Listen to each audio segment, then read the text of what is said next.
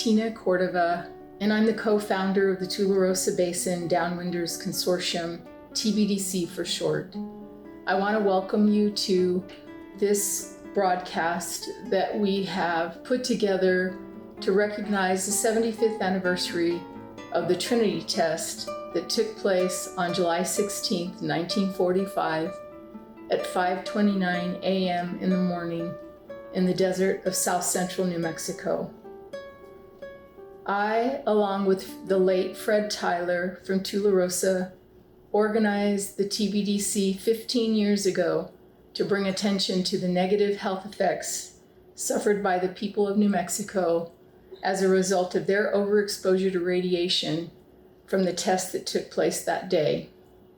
Since that time, the people of New Mexico have been suffering with the illnesses associated with their overexposure to radiation in silence and without help from the US government. I want to talk just briefly about the test itself and what made it so detrimental to human health. The Trinity test was unique unto itself. It was never to be repeated. The bomb was placed on a platform 100 feet off the ground. The blast force of the bomb had nowhere to go when it intercepted the earth, and it gathered up an enormous amount of dirt, sand, animal and plant life, incinerated it, and created a fireball that rose past the atmosphere and penetrated the stratosphere. The bomb itself created more heat and more light than the sun, and it was catastrophic and felt hundreds of miles away from the actual test site. The light was seen all the way to the coast of California. Now everyone knows that whatever goes up has to come down, and a radioactive ash fell from the sky for days afterwards, as documented not only by the government, but by the people who lived in the villages surrounding the Trinity test site. The bomb was a plutonium-based bomb. Plutonium was utilized to create this blast. Plutonium has a half-life of 24,000 years. This bomb was incredibly inefficient. It was packed with 13 pounds of weapons-grade plutonium. Only 3 pounds of the plutonium fissioned. The remaining 10 pounds of plutonium was dispersed in the fireball that went past the atmosphere into the stratosphere and rained down as part of the radioactive ash that fell.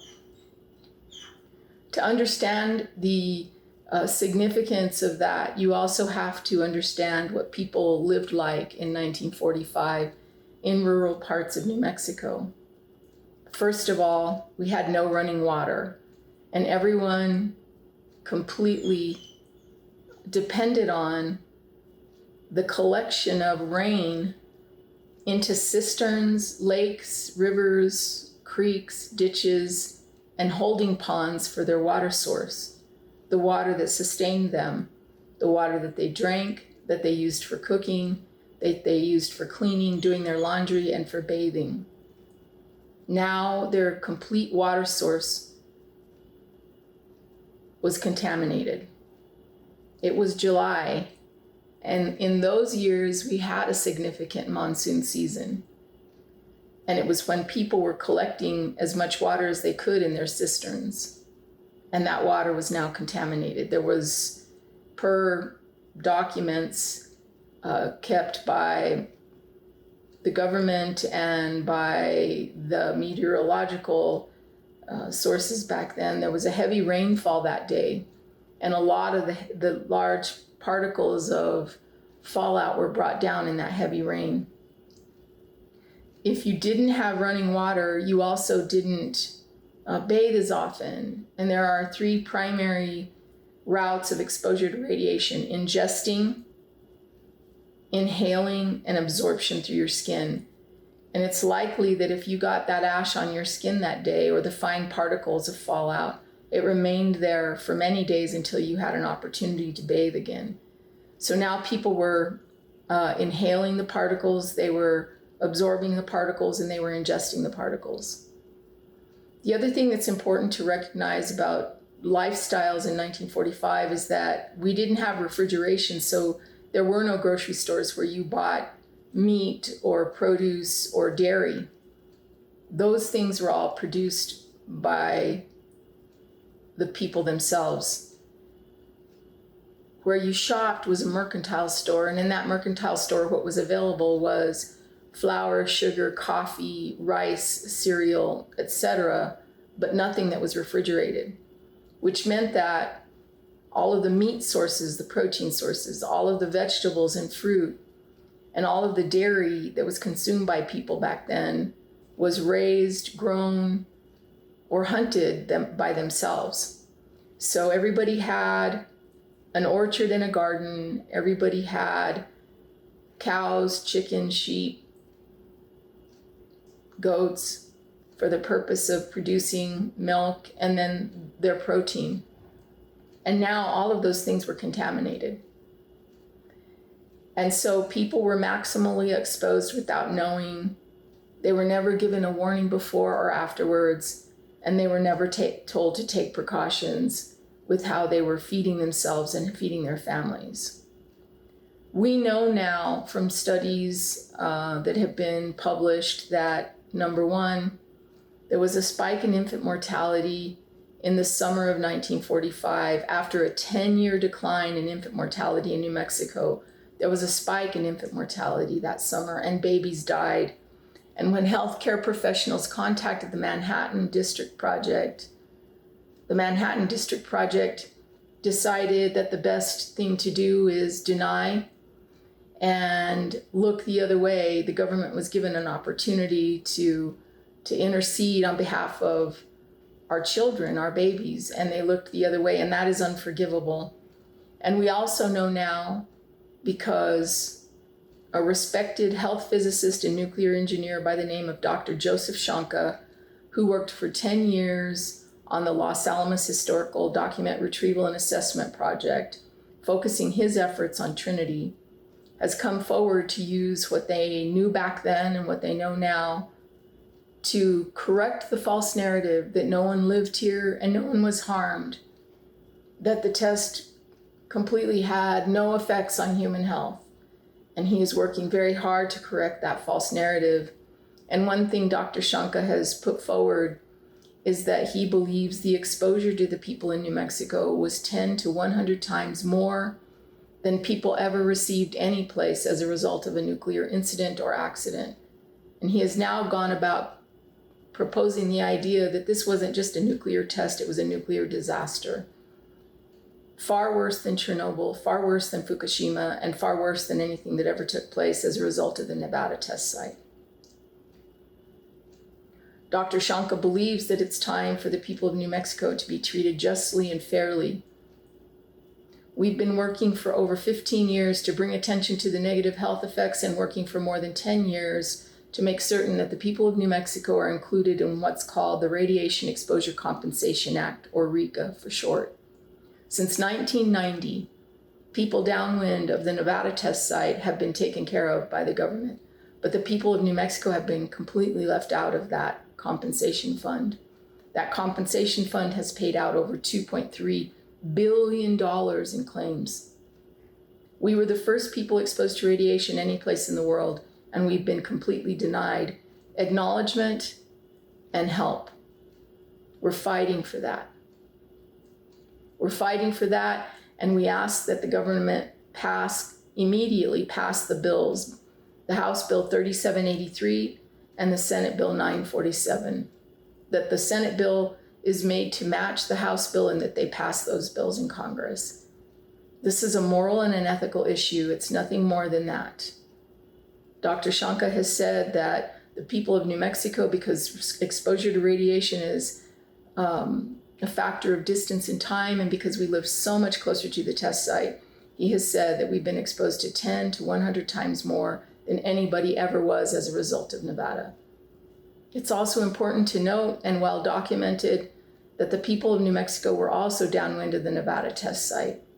We received exposure to radiation through the summer of 1962 as a result of Nevada, yet the compensation ends at the New Mexico-Arizona border, as if some lead curtain exists there that protects the people of New Mexico. No, we were not protected. And it is time for the people of New Mexico to receive the justice that they've been waiting for 75 years. That is a quick summary.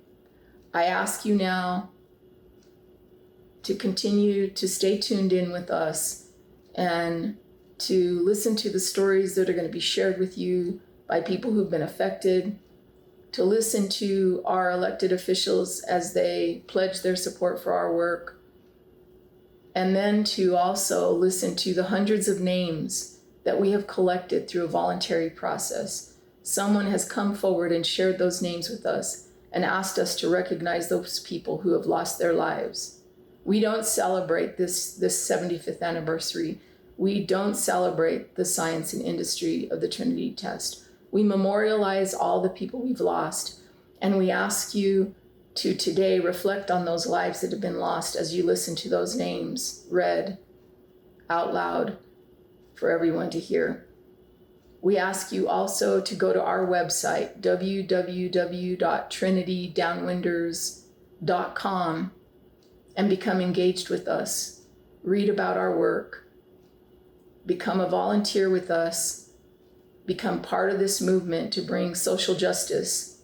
I hope that through this process of tuning into this video, that you will understand, that you will have a greater understanding about why you should get involved. This is an issue for everybody in New Mexico. We are all downwinders. If you lived in the state of New Mexico, you're a downwinder. So we thank you today. We ask you for your support. We ask you for your prayers and your well wishes. And we will now move forward with the remaining part of our video.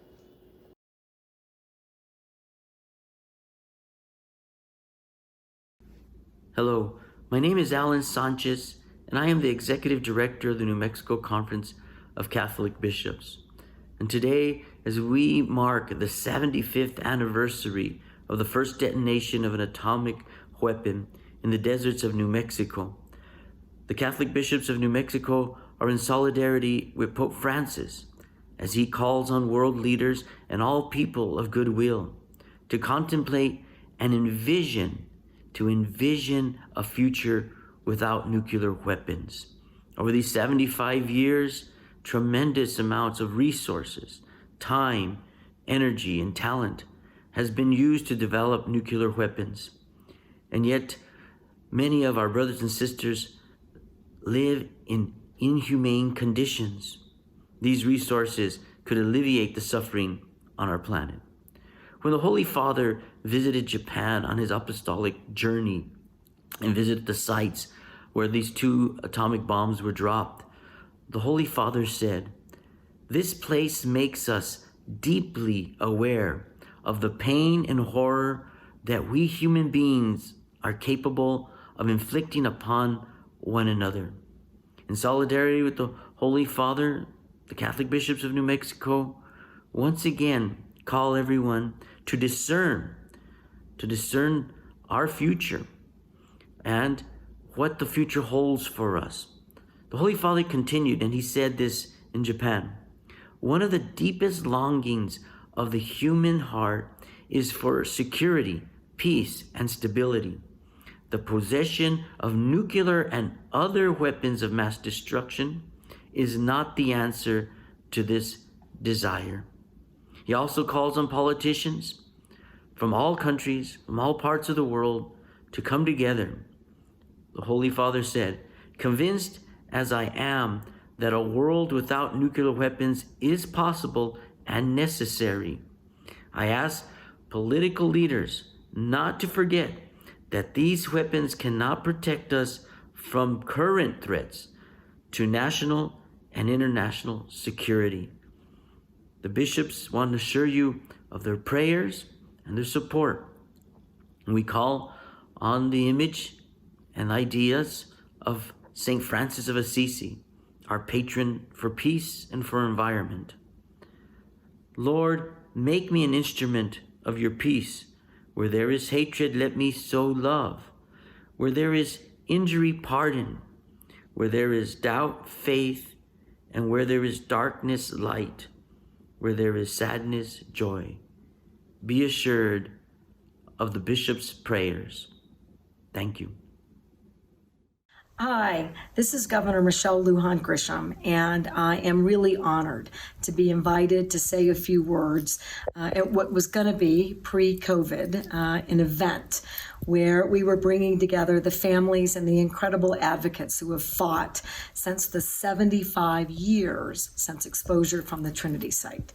And while I think this recognition was a bit of a celebration, recognizing the hard work and efforts to make sure that we compensate and adequately cover and have adequate healthcare coverage for individuals and their families who have suffered chromosome damage as a result of that radiation exposure in the Radiation Exposure Act. I know that Congress still hasn't done their job to make sure that the Downwinders are included, but I'm clear that you deserve, and every family member in that community who suffers still the consequences of that exposure deserves everyone's advocacy and attention. You've had mine, you will have mine. And the fact that you are continuing to engage in doing what's right and protecting each other and protecting the rest of us during COVID-19 speaks volumes about your leadership and your commitment to doing what's right for others. I know that our federal delegation is all in this fight together. We will win. And I want to thank you from the bottom of my heart for inviting me. I want to thank you again for having that New Mexico fighting spirit. And I want to apologize for every single person and family and friend who's been negatively impacted by Congress's failure to act. We're going to win this together. Thank you. I'm Howie Morales, the Lieutenant Governor of New Mexico. Today, July 16th, 2020, marks the 75th anniversary of an event that changed the course of history. For on that day, in 1945, the United States detonated the world's first atomic bomb at Trinity site in New Mexico, in secret. Development of the atomic bomb later helped bring an end to World War II, but the testing of that bomb at Trinity site also harmed countless families and communities grievously. Unknowing civilians, exposing them to terrible radiation from the explosion conducted by our government. 75 years later, many of our neighbors here in New Mexico are still suffering, still seeking simple justices that has been denied them for decades. Why? During my many years in the state Senate, I tried to be an effective voice continually for all those people from the Tularosa Basin who suffer still. I do it now as Lieutenant Governor. Again and again, we have brought the resolutions in the legislature demanding that Congress and the federal government expand its compensation and health care to finally cover the bomb's victims among residents of New Mexico. The Federal Radiation Exposure Compensation Act, or RECA, must include individuals exposed to radiation from the Trinity site. It is long overdue, and we will not stop until we win. The research shows that the Trinity was the worst nuclear accident in history that impacted uninvolved citizens, worse than the Nevada test sites, Utah, and Chernobyl. Thousands of Trinity Downwinders suffered as much as radiation, even as the survivors in Hiroshima and Nagasaki. And with the fallout came terrible illness and cancers. Right now, there are good indications for encouragement. Thankfully, we have strong champions for our cause in our congressional delegation. Senator Udall and Senator Heinrich, Congressman Lujan, and Congresswoman Holland and Torres Small. They are fighting for us, and I believe we will get there soon because of their tenacious advocacy and work. So on this 75th anniversary, marking the dawn of the atomic age, because of what occurred at Trinity site in New Mexico, I say don't give up. Keep fighting. Keep fighting for justice. Keep fighting for what is right. Thank you. On this day, 75 years ago, the Trinity site became ground zero for the detonation of the first atomic bomb. While most Americans remember this day for its historical significance, many New Mexicans still bear the physical and psychological scars of this day. For the families living in the Tularosa Basin This marked the beginning of an illness and suffering that has spanned generations.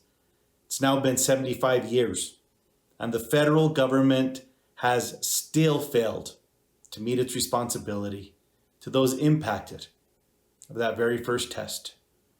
That is why I've been proud to champion the Radiation Exposure Compensation Act amendments to recognize and compensate all the Downwinders for their unknowing and unwilling participation in America's national security history. While there can never be a price placed on one's health or the life of a loved one, Congress must act on the RICA amendments to acknowledge the suffering of those affected by the Trinity test. That's why I will continue to fight alongside the Tularosa Basin Downwinders Consortium to expand financial compensation and healthcare for Trinity Downwinders. I am grateful for your partnership and your unwavering commitment to justice. Trinity Downwinders were failed by their government in 1945, and they deserve our full support today. On this important anniversary, I call on others to join this movement to right the wrong of the past and bring justice for those impacted by the legacy of the Manhattan Project. Thank you. Hello, this is Representative Xochitl Torres Small. Today marks 75 years since the United States government tested the first atomic bomb at the Trinity site, exposing New Mexicans to dangerous levels of radiation. Today is a day we remember the lives forever impacted by the atomic bomb test at the Trinity test site. We support those fighting cancer caused by the blast, and we memorialize the lives lost from radiation-caused diseases. It's why this year I introduced 2 amendments to the National Defense Authorization Act for the upcoming year to honor New Mexicans' role in advancing national security. The first adds a sense of Congress to the Radiation Exposure Compensation Act, also known as RICA. This sense of Congress addresses a desire to compensate and recognize all the miners, workers, downwinders, and others suffering from the effects of uranium mining and nuclear testing carried out during the Cold War. The Second Amendment would provide a formal apology to a list of states, including New Mexico, whose citizens were exposed to nuclear fallout emitted during the government's above-ground nuclear tests. The United States has long known that individuals from New Mexico to the Northern Mariana Islands were exposed to radiation through above-ground nuclear tests. It's our responsibility to ensure that the law officially recognizes these states and territories, which alongside the already recognized states of Nevada, Arizona, and Utah, continue to suffer as a result of these nuclear tests. I will continue to work on behalf of the many New Mexicans who unwillingly sacrificed so much in the name of national security. I am deeply appreciative of the advocacy and outreach the Tularosa Basin Downwinders Consortium has done to seek justice for those impacted. Thank you for all your continued efforts. I'm proud to work with you. Hello, thank you all so much for including me in the 75th anniversary of the nuclear bomb test that took place in the desert of South Central New Mexico. I'm sorry that we cannot be together in person at this time, as we recognize and honor those who have suffered as a result of the bomb test that left so many lives and families to be adversely changed forever. But the safety of our communities, and particularly of our most vulnerable communities, must be our priority, and so for that, I'm grateful to be here with you in this way. Last year, I was able to sit with Tina Cordova and other leaders in this effort and hear firsthand how each and every one of your lives have been affected by this injustice. This is a meeting that I will never forget. The list of casualties that was handed to me on a piece of paper is something I think of often and pray over. These were not just names on a list, but your grandmothers, grandfathers, mothers, fathers, sisters, brothers, children. Your efforts to bring justice to this community does not go unrecognized. I, along with my colleagues, are fiercely fighting for you on the Hill. The past 75 years of fighting are not in vain. The Radiation Exposure Compensation Act amendments of 2019 provides health and monetary compensations for individuals who were exposed to high levels of radiation that cause sickness, cancer, and deaths in New Mexico and across the country. Anyone who has sacrificed their health for the defense of our country deserves to be compensated. But there are communities in New Mexico impacted by uranium mining and atomic weapons tests that are still hurting and have never been compensated. The RECA amendments will provide justice for the Downwinders and miners who have been overlooked but still suffer from those impacts. You are heard and you will not go ignored any longer. I look forward to meeting with you in person when we can. Please stay safe and healthy in continuing the fight. Thank you so much for everything you do.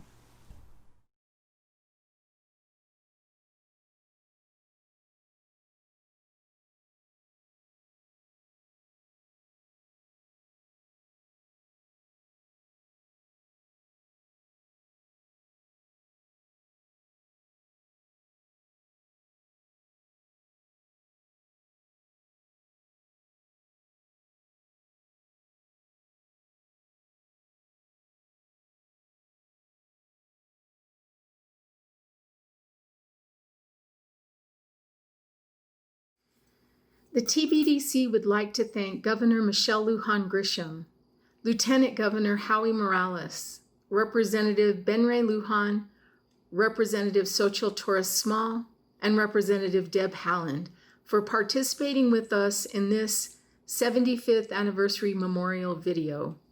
We thank you. We thank you for standing side by side with us. We know that with your assistance and your support, we'll get the bills passed in Congress and we'll bring back the compensation to the people of New Mexico.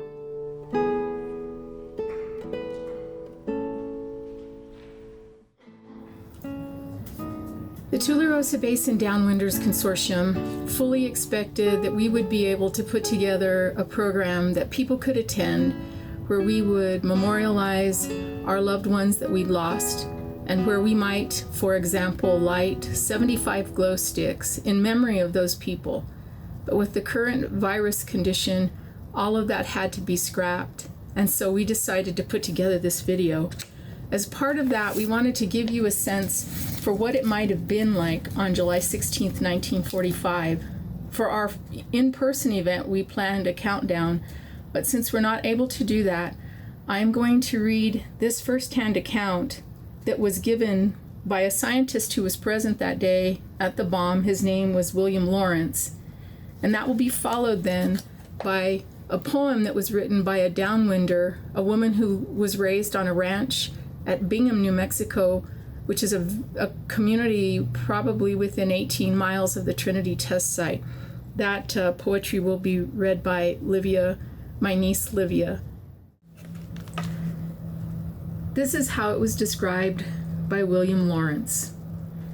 The atomic age began at exactly 5:30 Mountain War time on the morning of July 16th, 1945, on a stretch of semi-desert land about 50 airline miles from Alamogordo, New Mexico, just a few minutes before the dawn of a new day on that part of the earth.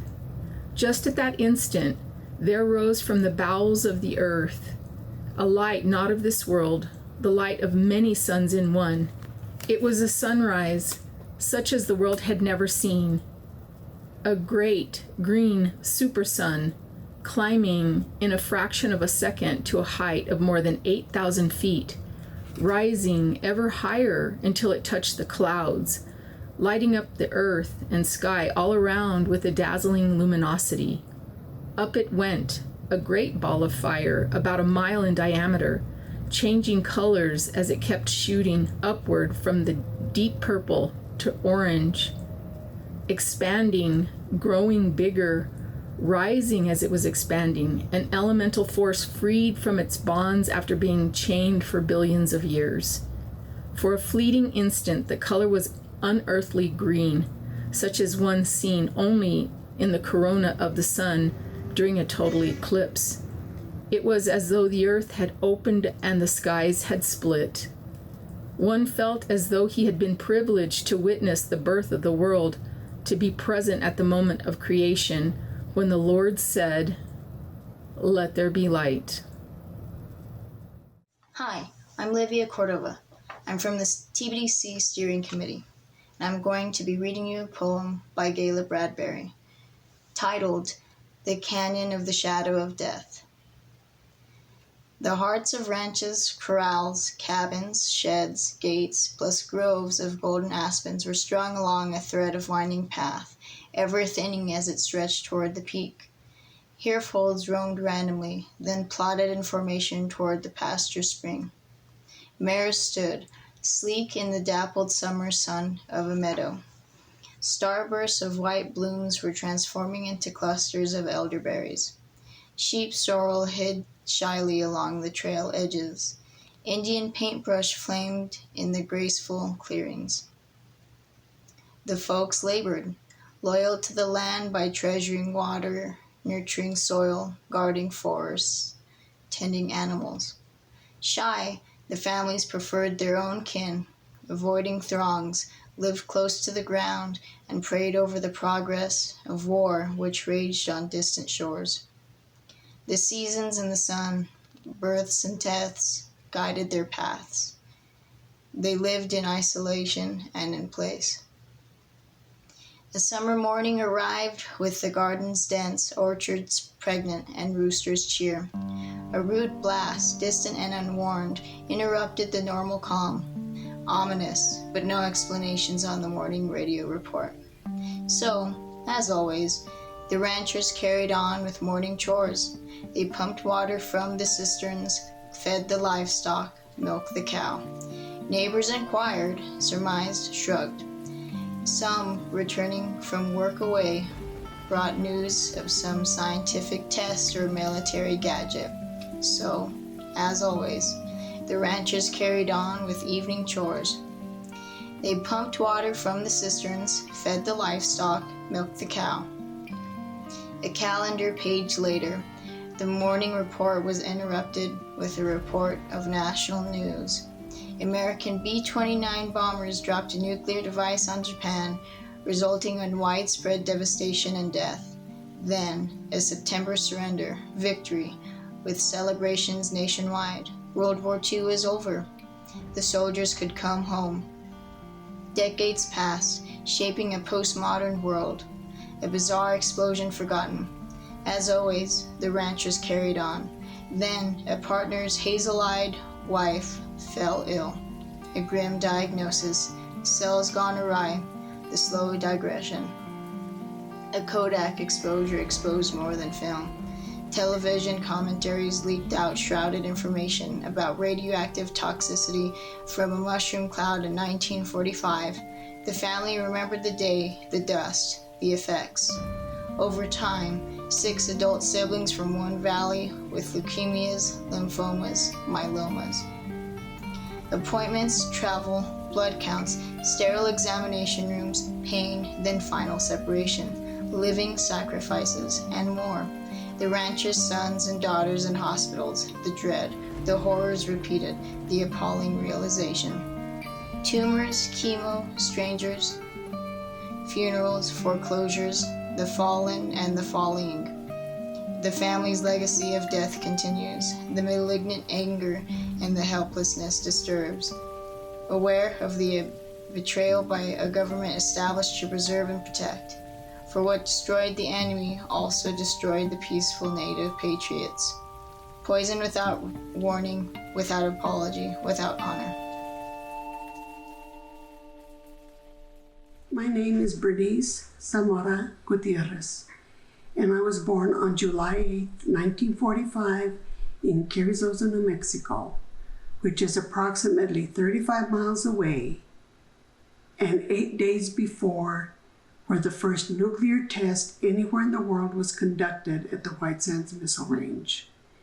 The results of this exposure to the radiation fallout has been enormous and generational. My parents, aunts and uncles, grandparents, and great-grandparents were all born in Lincoln County or in areas within the strike zone. the 4-county area closest to the Trinity site where the test was conducted. The cancer started with my great-grandfather, who suffered from prostate cancer. It is unknown what my maternal grandfather died from, nor what my paternal grandparents died from, and their medical records are virtually impossible to access. But beginning with my mother, the medical histories are more accessible. My mother endured 3 different types of cancer: thyroid, skin, and breast. Of my 5 surviving siblings, 1 brother had thyroid cancer, as did his daughter. Another brother had prostate cancer, and another brother has thyroid disease.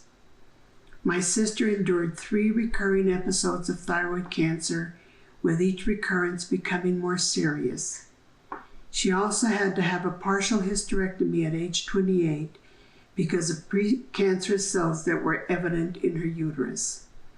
This was devastating to her because of her wish to have more than 1 son, a son who passed away at age 19.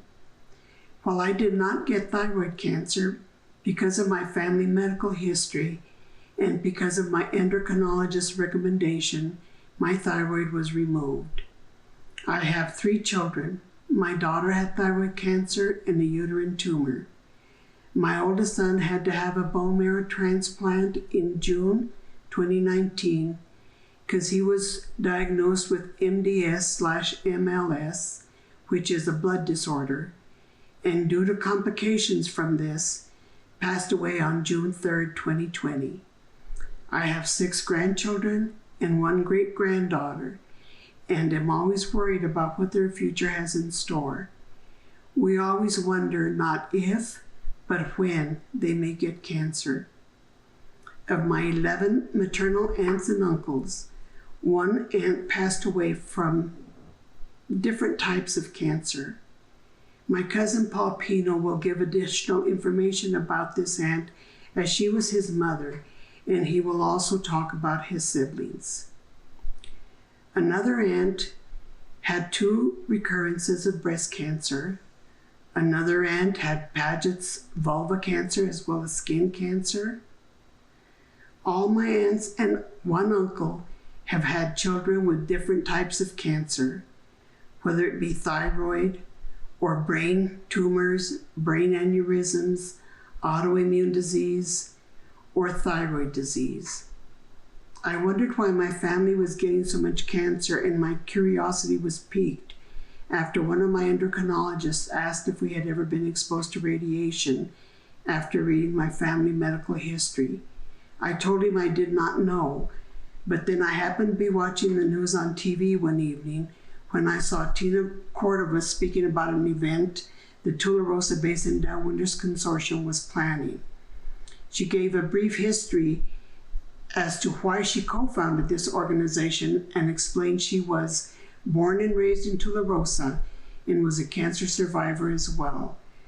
Her statements clarified so much and provided a plausible explanation as to the causes of our medical histories.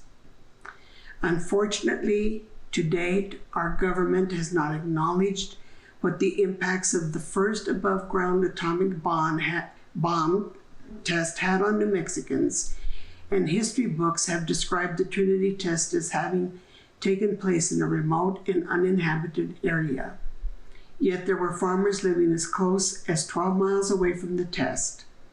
No residents were given any warning of what was going to take place, and there was no evacuation order given because officials felt it would jeopardize their mission's secrecy. The Trinity test will have its 75th anniversary this year, and New Mexicans still have not received an apology, nor has it received any compensation. In 1990, the Radiation Exposure Compensation Act, or RECA, was passed to provide compensation to those downwind of the Nevada test site. But we have found there is historical proof in the form of maps that New Mexicans were also exposed to radiation fallout from these tests from 1951 to 1962. This exposure is cumulative, so no one can tell how much radiation all New Mexicans who lived here during this 17-year period have received. Justice delayed is justice denied, and it is time for New Mexicans to receive justice. Hello, my name is Paul Pino. I want to tell you how the Trinity nuclear bomb test in 1945 affected my family. I'm going to start off with asking you to picture your mother dying. If your mother has died, what was that experience like for you? If your mother hasn't died, picture how you would not want it to be. When my mom died, she had survived cancer, or when our mom died, she had survived cancer several times, skin cancer. And then she said that she had really bad pain in her leg. So we took her to the doctor, and it turns out that she had cancer in her bone. From that point on, she started to suffer more and more, and that went on for about 3 months, I believe it was, where she suffered more and more every day until finally, near the end, her eyes were open, but she couldn't move, she couldn't talk, she couldn't speak, she couldn't communicate. She was just staring. We had no idea if she was in horrible, tremendous pain, if she was in anguish. There was no way of knowing. And she was like that for days near the end. And eventually, the light just went out in her hazel eyes while I was holding her in my arms, and family was there around her, trying to make her as comfortable as we could. And she had suffered so much that the first thing that I did when she died was I thanked God that she was dead. So that's one way that the Trinity nuclear test in 1945 affected my family. I believe it is the cause of her cancer because of this. In other states around nuclear test areas, people have already received $50,000 in death benefits for cancer. So it's an admission of responsibility by the United States government, which is very good. We don't have that in New Mexico. If we pass House Bill 3873, New Mexicans will get a death benefit, and all Downwinders will get help with costs for medical treatments for cancer, and we'll get an apology from the federal government for their 75 years of neglect of this problem. It affected my family in other ways too. My mother, my older brother, my two older sisters were alive whenever they tested the bomb, and they were living in that area. My father was working out of the country during that time. Of the family members that were alive and living within 33 miles of that test, my mother died of horrible cancer all over her body. My older brother died of stomach cancer. My older sister has survived, thank God, thyroid cancer. My other older sister has survived benign brain tumors twice. One thing that lingers on my mind also is that my daughter has had skin cancer and she's young. So I don't know where the effects of Trinity are going to end. But I know that the government, I know where the government should begin to make things right, and that is by enacting legislation to provide support for victims who are downwinders. And thank you very much for your support. Together we can get this done. We cannot remain inactive. Hello, I have a correction to make. I said we need to pass House Bill 3873, but the House Bill is 3783. House Bill 3783. Thank you. Hi, I'm Livia Cordova. I'm Tina Cordova's niece, and I'm part of the TBDC steering committee. I'd like to share some of my family history with you today. Ever since I was young, all of us kids had a fair understanding of what cancer was. Not in depth, but we just knew that it was something life-threatening and something that could kill people. And we had to witness that firsthand, mostly with my grandfather. He suffered several times throughout his life and throughout my life. And we had to watch him go through all of that. And something I've been thinking about lately is that while you do have some good memories of the people who have passed, you don't always remember everything about them, but you remember a lot of their suffering. There are things that he went through that I will never forget. And it's unfortunate because those memories, those bad memories, overpower the good ones. I don't remember what his voice sounded like before they cut out part of his tongue due to oral cancer. So I don't really remember that, which is unfortunate.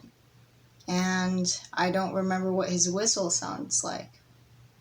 He used to like to whistle a lot, and he couldn't do that anymore after they cut his tongue like that.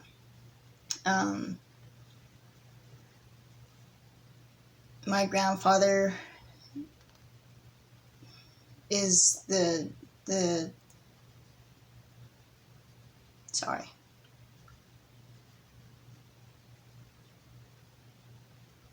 When my grandfather was dying, my mom and I had moved in to help out. And I was like a preteen at the time. I was still in middle school, and it was very difficult. I did everything that I could, but it's such an unfortunate situation, and as a child there's not much you can do, and even as an adult there's not much that you can do. But I watched him go through terrible suffering up until the point that he passed, and it was very difficult for me. He was my only grandfather.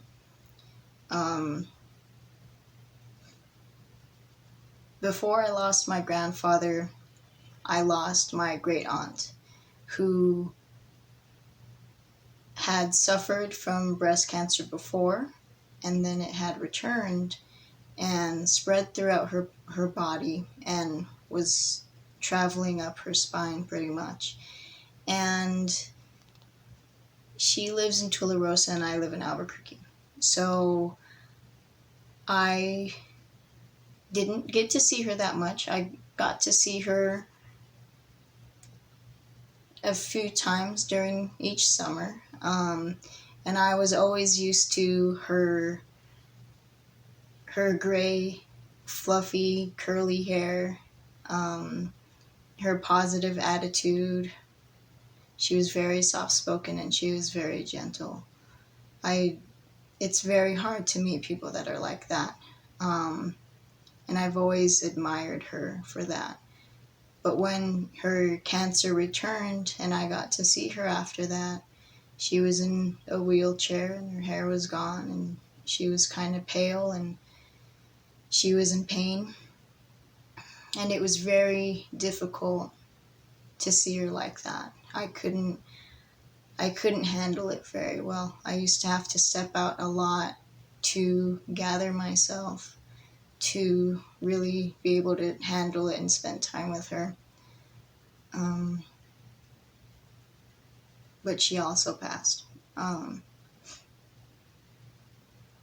There are other people in my family who have suffered from cancer. My aunt, Tina Cordova, had thyroid cancer when she was younger, and my great-grandma Dora had cancer as well. She didn't die from it, but she had it. Everyone in my family suffers from thyroid disease of some sort. None of it is easy. It's something I've had to deal with all of my life. From a young age, I've had to kind of, I had to grow up very quickly.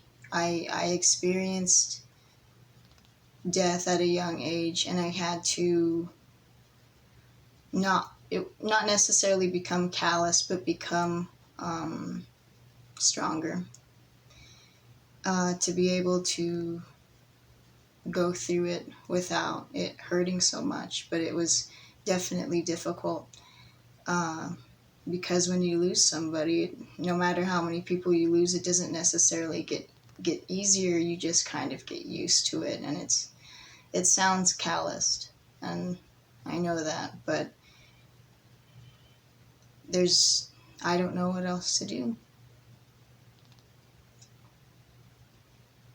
I don't know what else to do, and I don't know if other people know what the right thing to do is, because we're in a very difficult situation where we lose people so much, and I don't know if there's a right way to deal with it or not. In addition, I also wanted to touch on the work that I do for the TBDC. Every time a health survey is mailed to us or delivered to us, I'm the one that puts it into the database. I'm the one that reads all of your information and puts it into a database. I've read all of your stories, and I just want to say that I'm sorry. All of your stories and all of your sufferings and all of your traumas, I feel them too, and I'm sorry. And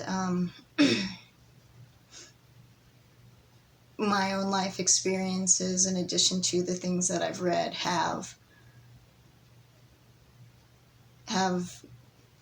done a number on me. In some ways, I'm kind of paranoid. Every time something doesn't feel right with my body, I get really scared. I don't think that it's fair or right to feel this way. I don't think anyone should have to feel this way, and I can't imagine what it is like for the people who have battled and survived cancer and are afraid of it returning.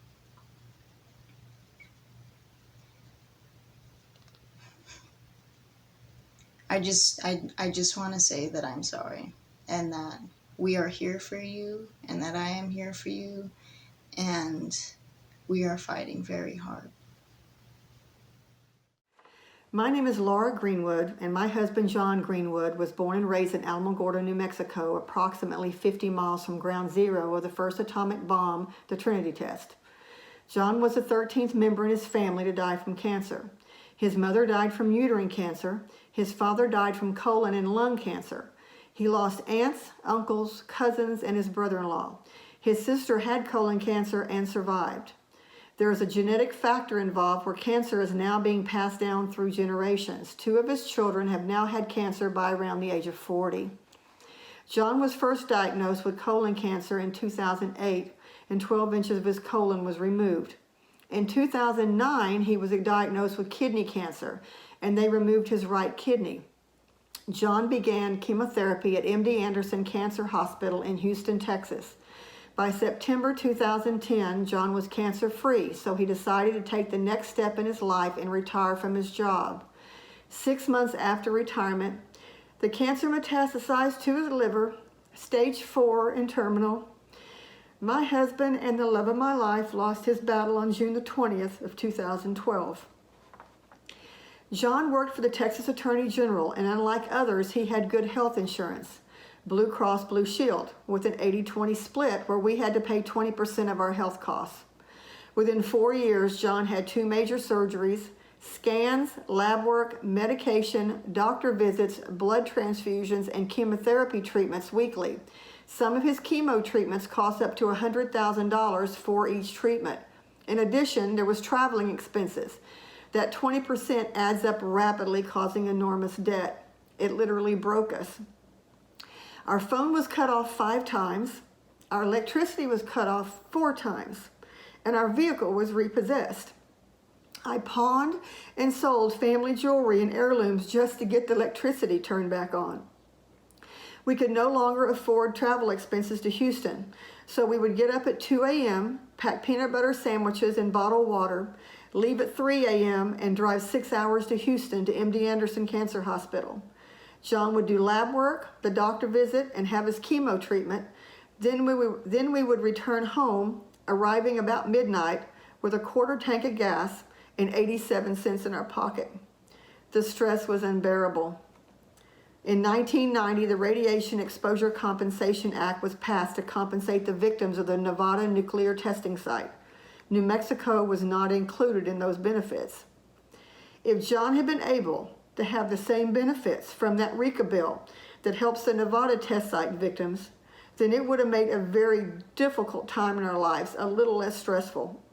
And we could have focused just on John and what time we had left together. I will continue to fight as long as it takes to get the compensation that families like ours deserve. Thank you. Umbiat Gindi, with your respect, my name is Beata Sosi Pena. I'm from Santa Clara Pueblo in northern New Mexico. I work with Table Women United in our environmental health and justice program. We do a lot of advocacy for environmental issues of concern, specifically a lot around nuclear weapons production because of Los Alamos National Laboratories, which are located on our ancestral homelands and our living cultural sites that are still being occupied by the military and the town itself. There's so many issues that I could get into of concern around contaminated lands and sites, around access to our cultural sites, around indigenous perspectives of having Navato'ijia, land worker mother, and those most vulnerable in our communities to this contamination being the center of protection, which is what we advocate a lot for, knowing those intersections between the harm that happens to the land also happens to us, and that it also, there's a lot of impacts to our reproductive health as peoples, as land-based peoples. And these are things that are not considered because of environmental racism, because a lot of times communities adjacent to these military sites are considered collateral damage, especially here in the Southwest. And I want to really stand in solidarity today with the people in Hiroshima and Nagasaki who are on the receiving end of these weapons that were developed in my homelands. In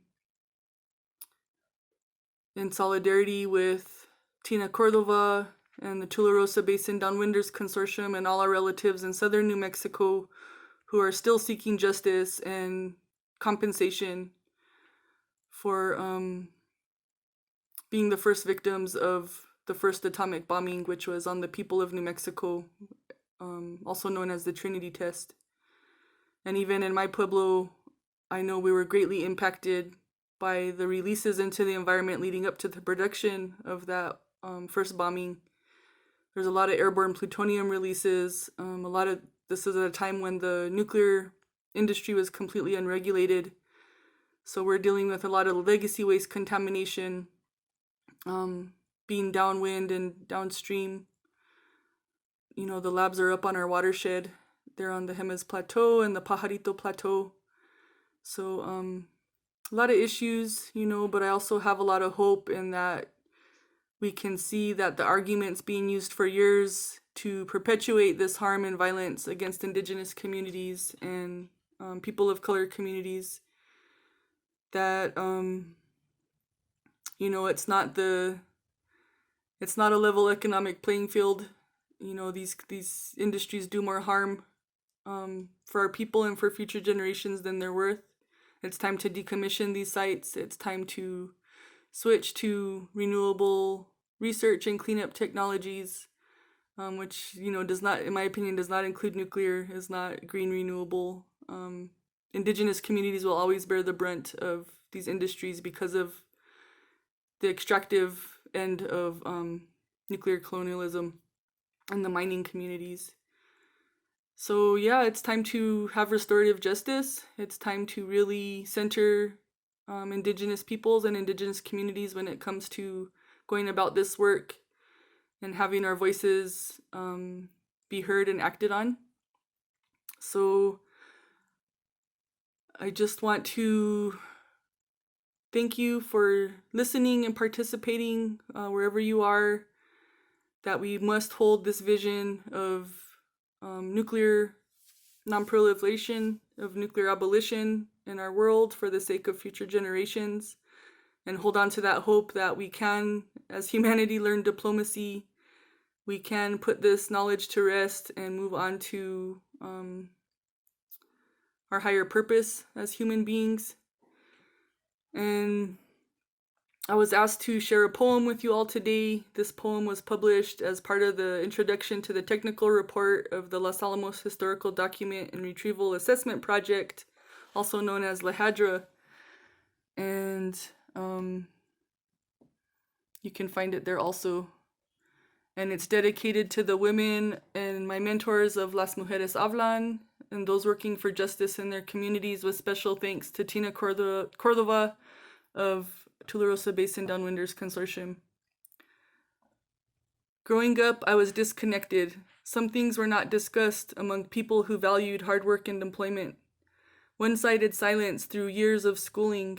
I learned about the nuclear age from movies and propaganda and Bradbury field trips, the glorified versions of a history that happened in my own backyard. In our state of enchantment, pristine open spaces and a population not respected by a higher nation, still living off the land as the industrial age passed them by, only to get thrust into nuclear realization beneath a mission urgent and thick with intensity, beneath a shroud of secrecy. I was not yet born the day scientists feared for our sky, thoughts of atmospheric ignition and that everyone would die. I was not yet born when our Jemez was taken, homesteaders relocated, not of their volition, uranium miners on the road to perdition, beloved mountains occupied before I could praise them, disconnected from ancestral knowledge in 3 generations. Clan animals vanished, even as the jobs began to appear. Unprotected hired hands from the valley, a job was nothing to fear. It was a welcome exchange in hard times. I wasn't yet born the day silver ash rained down for days and a plume of poison drifted over state lines. Radioactive fallout on cisterns of drinking water, on crops and livestock who all miscarried that year. The people were lied to and went about life as usual while the truth fled with bread over their mouths to keep from breathing air they knew was foul, and the world was changed forever. A month later, 80,000 plus people were killed instantly, justified atrocity named enemy, and the book was closed on Trinity. even though it was our own citizens who were bombed. Children born into an experimental population with a cancer rate way higher than the average nation. Entire families still sick and dying, still crying for the elders and children they lost too soon. I was born into military healthcare, mixed blood, and desert beauty, free from the shame of colonized blame. My grandfather employed by Sandia, my downwinder grandmothers who birthed babies and taught me songs, while washing tainted laundry and making pots from local clay. I wonder now, can earth decay? Eating the elk my uncles brought down, breathing fire smoke from trees that drank, from discarded waste placed any place. Today, my daughters are born into single-driver car twice daily parades, dependence on industrial weapon economic charades, the sound of bombs exploding as we pray towards the sun in mornings.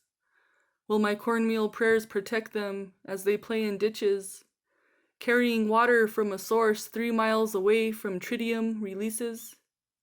What did my oldest get exposed to as I breathed in smoke from a tech area burned 3 times over? What kind of poison can penetrate the walls of my womb? What stories were silenced, and why and from whom? The truth must be told from the people who lived it, who dwell in this place that houses our spirit. Respectfully, I pray for past, present, and future souls to be at peace someday, for clean earth, air, and water so my children can play, splashing and laughing as we tend to our gardens, beneath the loving gaze of our sacred mountains, free of fear from invisible poison, free to hear, undisturbed and clear, the birds sing in the morning. As we continue to question and speak our points of view, let us share the stories anew that have never been told, and release this pain not even a century old, no longer shamed by accusations of ignorance. Let our diverse voices be our deliverance. No breath here is unimportant. We are free to pray, each in our way, for justice, strong leaders, and supportive institutions, as we welcome in this time of healing for the greater good of all generations. Kuntawaha.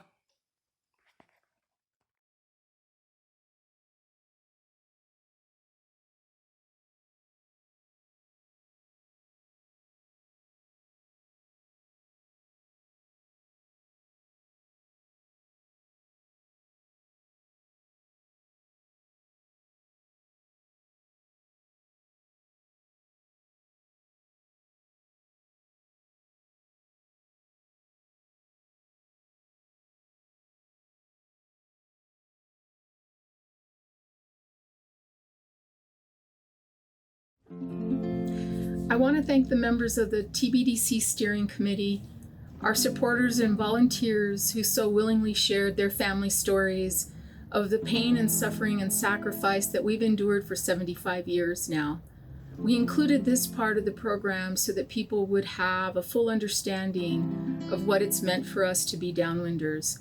And it's unforgivable that we've been left here for 75 years to deal with this on our own. We ask you to stand with us. We ask you to join with us. We ask you to fight with us for passage of the Radiation Exposure Compensation Act amendments, specifically those in House Bill 3783. For more information, you can go to our website at www.trinitydownwinders.com and find everything that you will need there to reach out to your members of Congress and express to them that you support our efforts.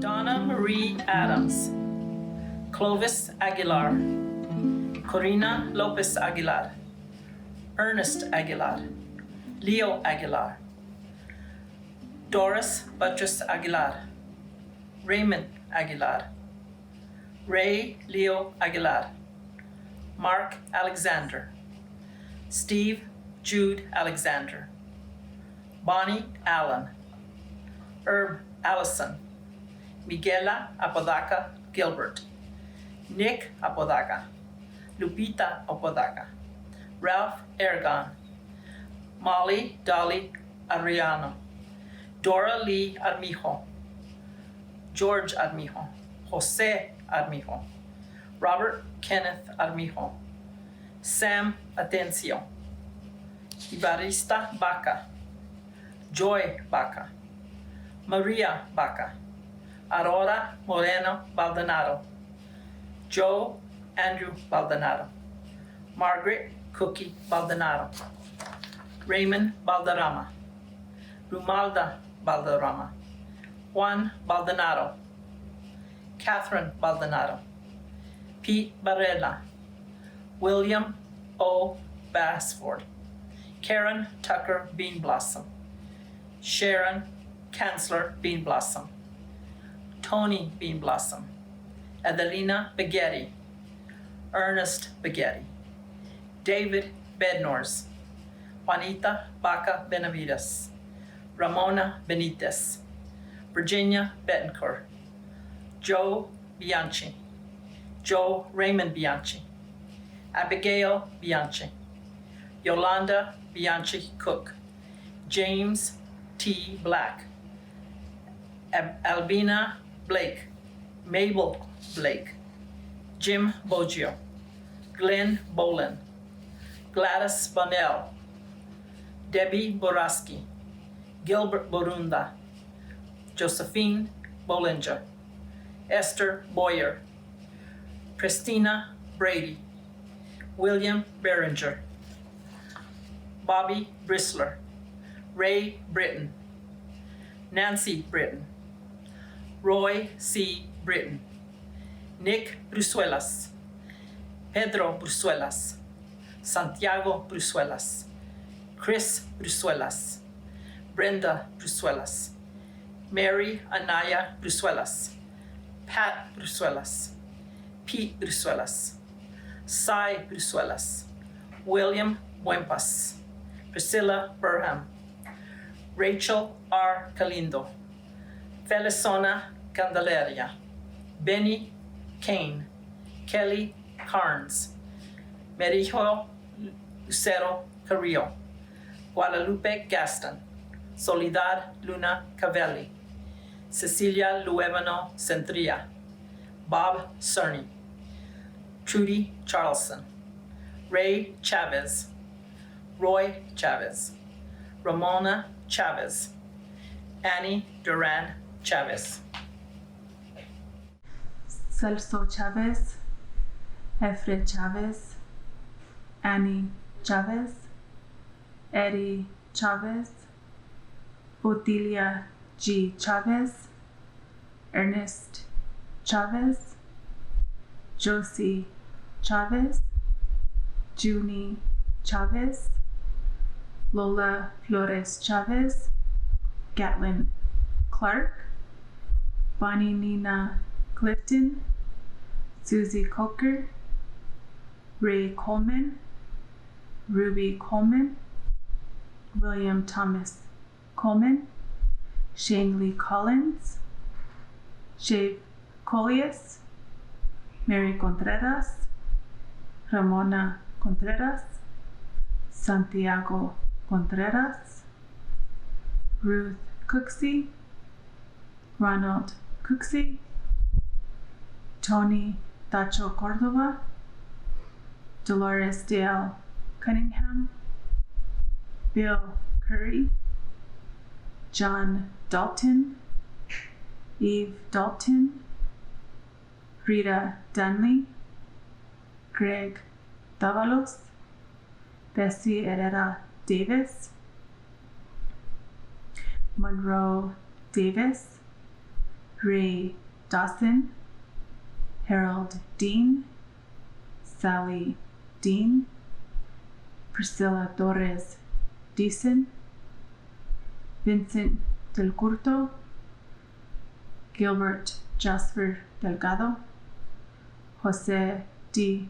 Delgado, Jose Dolores Delgado, Mary Cecilia Sanchez Dexter, Zeke Diaz, Ralph Diaz, Maggie Quintana Diaz, Alex Diaz, Marion Dittmer, Molly Dorame, Nina Dorame, Terry Dorame, Jerry Doreen, Alvino Ray Duran, Cindy Deason Duran, Elena Duran, Emilio Duran, Helen Duran, Helen Brusuelas Duran, Johnny Duran, Manuel Duran, Margaret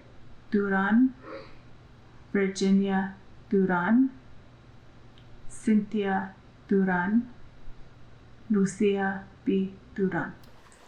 Frank B. Duran, Elvino Duran, Creighton Ellison, Winford Ellison, Veronica Escobar, Vicky Tejas Escobar, Dora Esquivel, Kenneth Ferris, Father Max, Father Rob, Dean Fight, Evelyn Fight, Amelia Flores, Betty Flores, Francis Flores, Frankie Flores, Gilbert Flores, Jacobo Jackie Flores, Lucy Flores, Raul Flores, Helen Flores Sanchez, Father Nevin Ford, Irene Fresquez, Nancy Fuentes, Joe Fuentes, Harold Fuller, Rachel Galindo, Amado Gallegos, Adela Gallegos, Berlene Gallegos, Christina Duran Gallegos, Frank Gallegos, Josephine Gallegos, Elisa Gallegos, Joe Gallegos, Cleotilde Garcia, Fernando M. Garcia, Juanita Ginny Garcia, Cleo Jaramillo Garcia, Ramona Garcia, Salomon Garcia, Simon Garcia, Ted Garcia, Isidro Garcia, Eva Duran Garcia, Lupe Gaston, Cleo Poindexter Gilliland, Judy Ratliff Gilliland, Wilma Noel Gilliland, Jerry A. Dominguez Gleason, Grace Lopez Goddard, Mrs. Spence Goings, Elizabeth Gomez, Frank Gomez, Johnny Gomez, Paul Gomez, Andres Gonzalez, Malicio Gonzalez, Nicholas B. Gonzalez, B. Gonzalez, Bobby Gonzalez, Elizabeth Gonzalez, Eloy Gonzalez, Gilbert Gonzalez, Gregoria Gonzalez, Jimmy Gonzalez, Joe Gonzalez, Robert Gonzalez, Beatrice Granados, Betty Granados, Gilbert Granados, Arnold Green, John L. Greenwood, Edward L. Greenwood, Beth Greenwood, Bill Greenwood, Earl Greenwood, Raymond Greenwood, Marvin Greenwood, Carl Greenwood, Mary Greenwood, Dale Greenwood, Ralph Philip Greenslade, Adelina Guerra, Ben Guerra, Nicholas Guerra, Elisa Galez, Romaldo Galez, Richard Galez, Carlos Giles, Genoveva Giles, Mark Giles, Reinaldo Giles, Adelidala Gutierrez, Agnes Gutierrez, Budgie Gutierrez, Virgie Gutierrez, Virginia Jaramillo Gutierrez, Elizabeth Gutierrez, Gloria Gutierrez, Debbie Gutierrez, my son Toby Gutierrez Jr., Haskell Hall, Kenneth Hall, Betty Hall, Claudelia Hilton Hammock, Mr. and Mrs. John Harless, Judy Havens, George Henderson, Dolores Roca Hendrickson, Carl Hensley, Alex Hernandez, Ernest Hernandez, Marty Jean Hernandez, Andrew Herrera, Frankie Herrera, Loyola Herrera, Santos D. Herrera, Ethel Hightower, Donald Hill,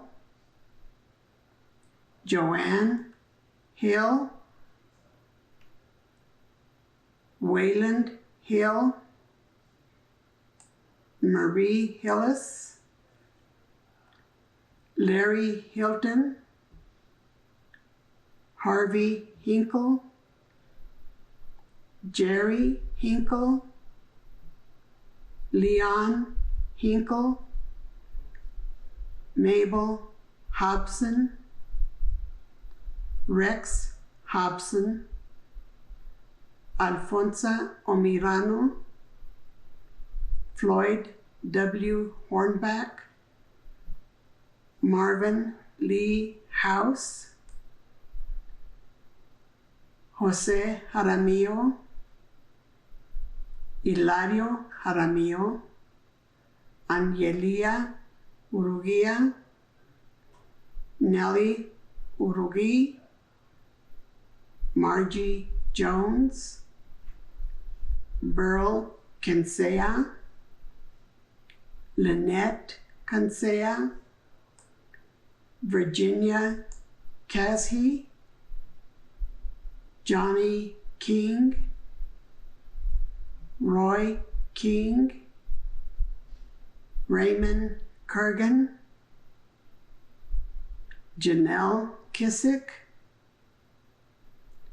James Corney, William Kowach, Virginia Sandoval Kunkel, Zelia Lackey, John LeMay, William LeMay, Barbara Lane, Wade H. Lane, Lois Larkins, Vicki Lawrence, Stella LaHue, Marnie La Paz Lester, Charlie Lippard, Spencer Lippard, James Livingston, Blanche Lockhart, Ross Lockhart, Hunter Long, Virginia Long, Terry Lopez, Mary Gutierrez Lopez, Natividad Lopez, Richard Lopez, Joe A. Lopez, Rosa G. Lopez, Felix Lopez, Felix Luis Lopez, Lorraine Lovato, Gary Loveless, Teresita Lucero, Lorraine E. Lucero Lovato, Antonio Lueras, Betty Lueras. Jim Randall, Wanda Rainey, Daryl Ray, Doc Ray, Dwayne Ray, Mabel Ray, Mohammed Reza Hania. Daniel Lovato, Agustin Luevano, Marie Ortega Luna, Soledad Cavili Luna, Gerald Lundberg, Irene Zumalt Lindsay, Lucy Marujo Mackey, Ramona Trivio Madrid, Jesse May, Johnny May, Jolene Mays, Jimmy Mays, Jimmy Mays Jr., Maria Mays, Donald E. Maglio, Carmen Malone, Jerry Mancito, Donna Manley, Arsenia Manzanares, Ana Marquez, Robert Marr, William Elmer Marr, William Ray Marr, Barney Lewis Marr, Roland Merrill, Jenny Marujo, Joanne Marujo, Norman Mershon, Jerry Martinez Sr., Daniel P. Martinez, Maximiliano Martinez, Michael Martinez, Tomasita G. Martinez, Orville Mathers, Andrew McBrayer, Cecilia McDougall, Margarita McClinnis, Benalyn McKibben, Arsenia McKinley, Donna McNatt Morgan, Elizabeth McNatt, Montine McNatt, Alice McNeil, Ruby Greenwood McNew, Ruth Greenwood McNew, Esther Baca Mendez, Veronica Mendez, Nancy Mendonca, Layo Mendoza, Mary Jane Mercer, Bonnie Marie Collins Milburn, Judy Deneen Mueller Milburn, Marion Milburn, Tony Milburn, Walter W. Milburn, Dorothy Miller, Edna Mitchell, Kenneth Mohite Sr., Myra Bichetti Montecablo, Anastasio D. Montoya, Maria C. Montoya, Adriana R. Montoya, Demetro Montoya, Carlos Montoya, Dan Montoya, Daniel V. Montoya, Elena Montoya, Ernest Montoya, Janice Weiser Montoya, Tony H. Montoya, Estelle Mosier, Ben Moya, Carmen Moya, Manuel Moya, Rosa Moya, Judy Mueller, John Muncy, Bobby Muncy, Lucy Munoz Martinez, Alejandro Munoz, Jose Munoz, Ramon Munoz, Rosendo Munoz, Gus Nahera, Dottie Nelson, Charlie Nichols, Bella Nichols, Rita Nickerson, Mary Now, Arcelia Nunez. Sherith S. Ogden, Sherry Ogden, Betty Olascoaga, Clara Herrera Oliver, Jose Olivares, Nina Orozco, Alice Orr, Maxine Orr, Maria Luna Ortega, Cecilia T. Ortega, Julian P. Ortega, Helen Ostick, Lorena Torres Otero, Katie Pacheco, Altagracia G. Padilla, Eddie Padilla, Joe Padilla, Mary Padilla, Tommy Padilla, Loretta Parks, Michael Parks, Gregorio Paz Jr., Annie H. Peña, Anne Hinkle Pender, Dana Danley Pender, Francisquita Silva Peralta, Demesio Peralta, Tony Peralta, Natividad Peralta Heberling, Tony Perea, Father John Peterson, Jeanette Phillips, Adela Pino, Minnie Pino, Ramon Pino Jr., Ramon Pino Sr., Esther Pino, my mother, Gregorio Pino, my brother, Albert Plata Sr., Albert Plata. Cleo Gilliland Poindexter, Robert Portillo, Kathy Wheeler Portillo, Rosalie Portillo, Sylvia Vigil Powell, Liberta Provencio, Elsie Sanchez Provencio, Severo Provencio, Tracy Provencio, Patsy Provencio Noggle, Hazel Oline Witt Pruitt, Kenneth Lee Pruitt, Terry Allen Pruitt,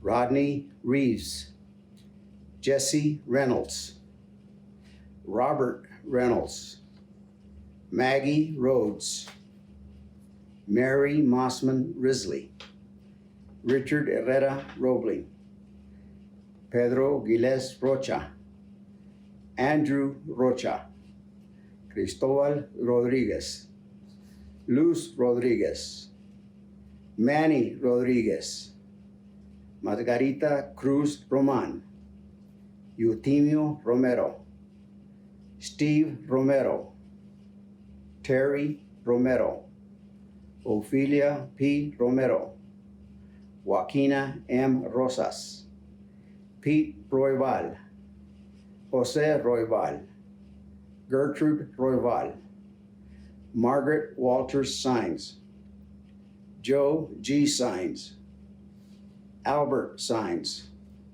Gloria Duran Sines, Mary Salas, Andy F. Salazar, Jacqueline Salcido, Deborah Saldovar, Albert Sanchez, Mary Cecilia Sanchez Dexter, Stephen Sanchez, Teofilo M. Sanchez, Helen Sanchez, Danoy Sanchez, Berna Sanchez, Robert Sanchez, Carmen Sanchez, Margaret Sanchez, Antonio Sanchez, Carmen Brusuelas Sanchez, Debbie Sanchez, Gloria Sanchez, Gonzalita Sanchez, Ismael Sanchez, Lucy Sanchez,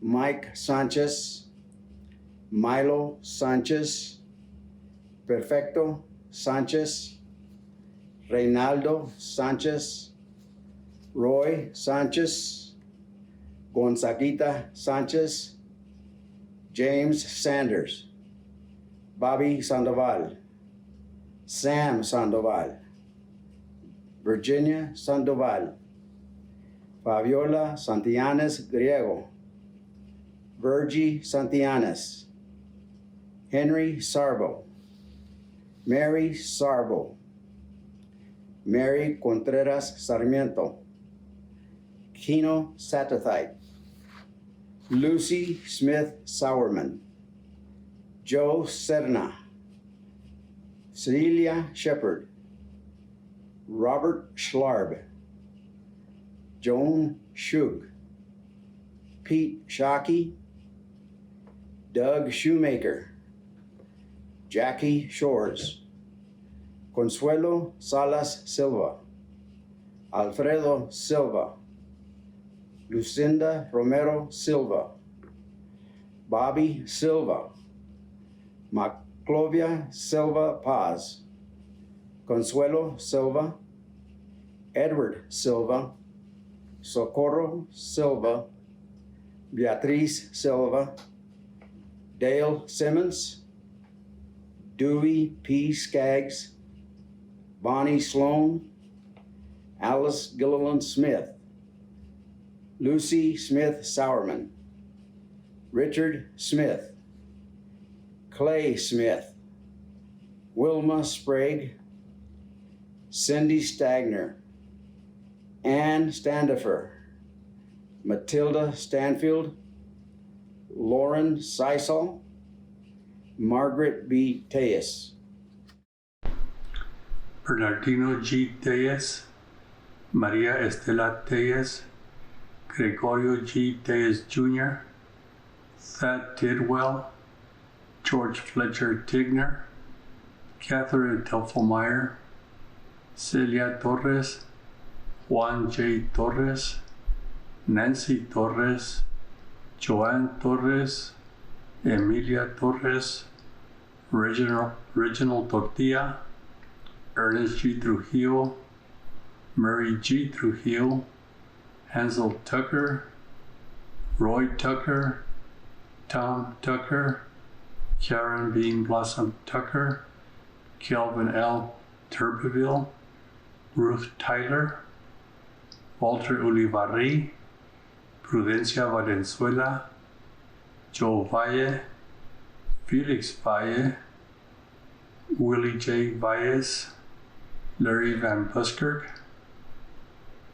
Larry Van Landingham, Morgan Van Winkle, Ronnie Van Winkle, Romaldo Vasquez, Marty Vasquez, Lois Vaughn, Velma Ruth Vinn, Carolyn Vick, Apolania Viduari, Bobby Vigil, Dela Vigil, Raúl H. Vigil, Torra Vigil, Eulalia Vigil, Dena Vigil, Clemente S. Viescas, Verónica Vizcarra, Martínez Burbach, Johnny Beth Greenwood Walker, Elma Sanchez Walters, James Walters, Victor Walters, Robert Warden, Sharon Webb,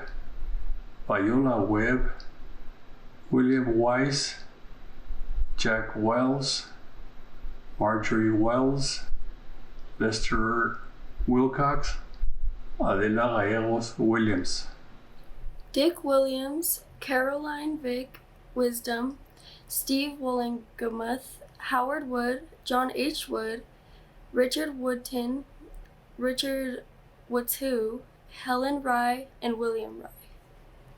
TJ Youngblood, Carlos Zamora, Bonifacio Zamora, Ernest G.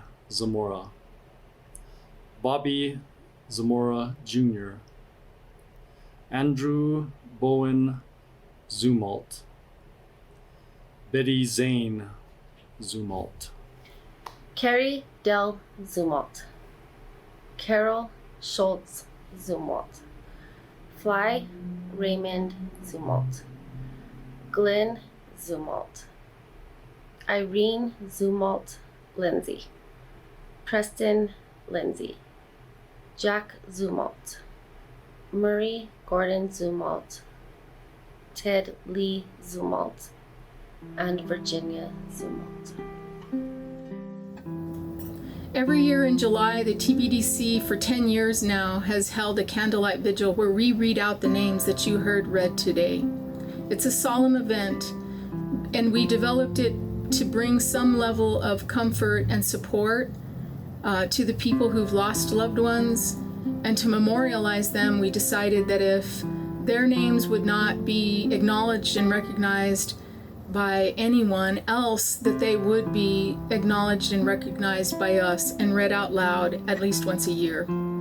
I want to thank those that participated in doing that for us. And I want to tell you that since the time we put the list together just a few short days ago, we found out about 2 more members of the Tularosa community that have died. They may not have died from their cancer, but they died from complications of that cancer. And those 2 people are Josie Jaramillo Blanco and Daryl Gilmore. We add names every year, and that will never end. I also want to express our thanks to Michael Romero, who produced this video for us and put a great deal of time and effort in. Thank you, Michael. Without you, we could have never accomplished this. And last, I just want to direct everybody to our website again, www.trinitydownwinders.com, where you can find information on our health impact assessment. You can find a health survey. You can access all the videos that we know of that have been recorded for the 75th anniversary of the Trinity test, etc. You can access more information about our work, and you can volunteer and join with us. Thank you very much. We appreciate your support.